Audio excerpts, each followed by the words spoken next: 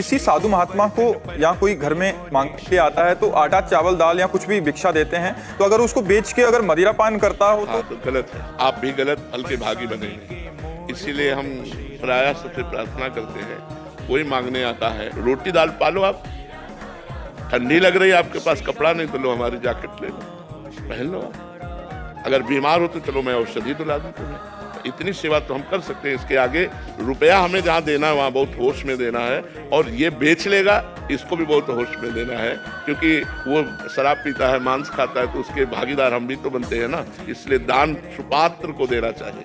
शास्त्रों में वर्णन आता है दान को सुपात्र को देना चाहिए, कुपात्र को नहीं देना चाहिए। पर गेट के बाहर, गेट के अंदर किसी को नहीं। भोजन भी पाना है तो आप गेट के बाहर बैठो, हम घर से ला करके देते हैं। और जो सच्चा संत होगा वो गेट के अंदर घुसेगा ही नहीं, क्योंकि आदेश होता है द्वार से भिक्षा मांगना। द्वार के अंदर घर में प्रवेश करने के लिए गुरुजन निषेध करते हैं कि किसी भी गृहस्थी के घर में प्रवेश मत करो। उसके दरवाजे पर जाकर राधे श्याम बोलो, जोर से आवाज बोलो, वो जो दे दे भिक्षा वो लेके चले। अगर बोले तुम्हें श्राप लगेगा, अगर इतनी सामर्थ्य होती तो घर घर भटकते काहे को।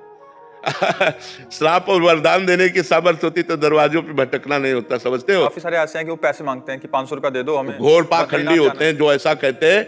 ये वृंदावन में ये दर्शन हुए थे, किसी ने एकदम से आपसे शब्द बोला, मतलब कि अगर नहीं करोगे तो ये आपके साथ कष्ट होगा।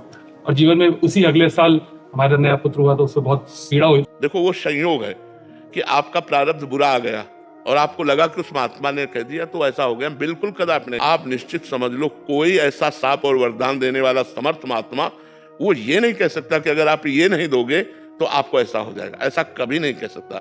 मांग सकते हैं, ऐसे भी महापुरुष भी होते हैं जो भिक्षावृत्ति से आते हैं, तो वो बहुत संतोषी होते हैं।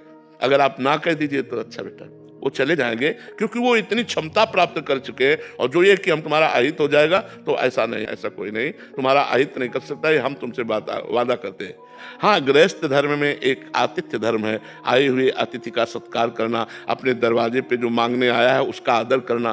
तो हम प्रिय वचन तो बोल सकते हैं। पहला आदर होता है प्रिय वचन, राधे श्याम, हाथ जोड़ लिया, राधे श्याम, आइए आइए, क्या सेवा करें, हमें 5000 रुपया दे दो। नहीं, पानी पियोगे आप, भोजन पाओगे, नहीं, फिर हम रुपया नहीं दे सकते।